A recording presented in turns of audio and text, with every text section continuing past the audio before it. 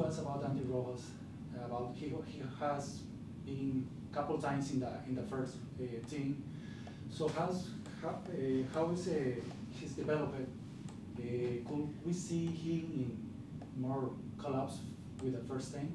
Yeah, that's good that you see this. That's great, and we are also looking forward and to support him in his development and his high potential is for me. And he joined some training session with us, and then was also the national break. Then he moved back to Costa Rica, played there with the national team. Then came back, I don't know, last week or 10 days ago. But now we are in a very good conversation with him, with his agent, and this is normal when you are coming from another country, then to come here and then to adapt first of all our style of play and another culture, all these situations. But I agree, it's a great player, and I'm pretty sure that he will also get a chance to play in our first team. Okay. Next we have Anthony on Zoom. Hey, Coach. Obviously, the first half didn't go as well as I'm sure you would have liked it to have gone. Can you walk us through your thought process in making the substitution before halftime? Yeah, I would say I agree. I think we didn't start very well, and our biggest fight in this game today was, to be honest, was the weather, and we could see it in our warm-up. It was so difficult for us now, and to come over this point and to overcome these resistances, what you need then in this game. And and we tried everything, but we lost easily the ball. In our pressing, it was not all together, always one step too late in our moments, and then we changed the structure, and also then and this is then important for Ronnie Donko as well, to learn as a young player that you need every time clear focus in the game, before the game, during the game. So, and this was the reason then to have the substitution directly, and also then to change a little bit the structure in not in a 4-3-3, then more in a 4-2-3-1. But it was not, to be honest, it was not a topic for structure or something like that, because our shifting was not good enough. And to be honest, and I said this directly, in our locker room, we had a great training week. All the training session every day in this week, but at the end we didn't show this on match day. But I'm pretty sure, and you know me as well, I can criticize very open the whole team, but I think the biggest part today was that we were not fresh enough in our legs and not fresh enough then in our concentration. Next we have Christian. Hi, good evening, Coach. Can you just talk about Tim Parker's performance, second straight start?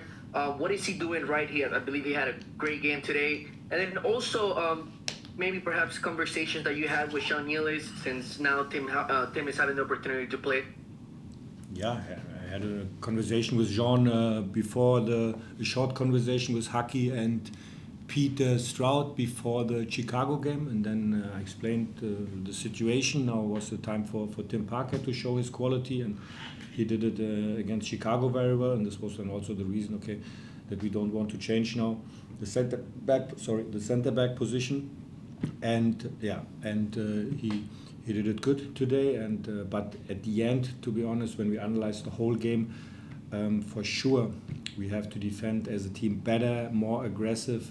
But it was today not a tactical point, because what I said on our Wednesday training, when we were always playing 11 against 11, this was top in our shifting. We were so quick, but maybe, and this is then my responsibility, maybe the load was too high for this game today during our trainings week, and that's it. But we got a point. That's good against a very good team, against a very good opponent here on the road. That's a good thing.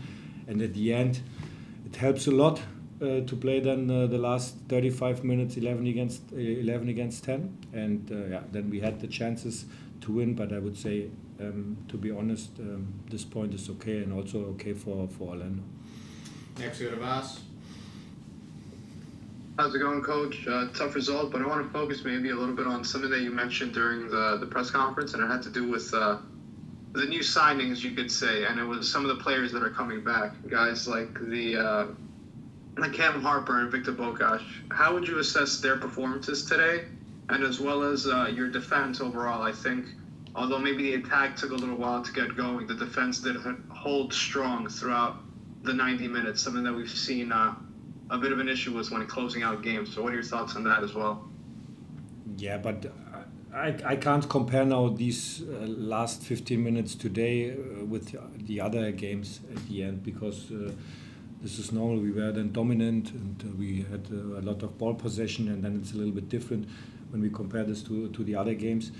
And yeah, it's important that all these guys get the minutes now after his injury. Victor Bogas come in, Cam Harper came in, and normally was in 11 against 11 was more the plan to bring Dennis Kienga as a winger player, but then changed the situation. Then you have, then I have to think about, okay, now maybe it's better to play with two strikers, with Victor and Chopo, and this was then the reason. Okay, then we changed this at the end because of the red card. Yeah, it's good, and but it's also when you are looking now, Chopo is playing 8 games in a row. 90 minutes. Last week was, I don't know, last week was only 85 minutes or 80 minutes, I don't know. But yeah, and you can see this. We were not fresh today, and but I would say what I said at the beginning, it was more the load during the week, and then you feel a little bit tired, and then and then you can't control the game, what we normally want to do.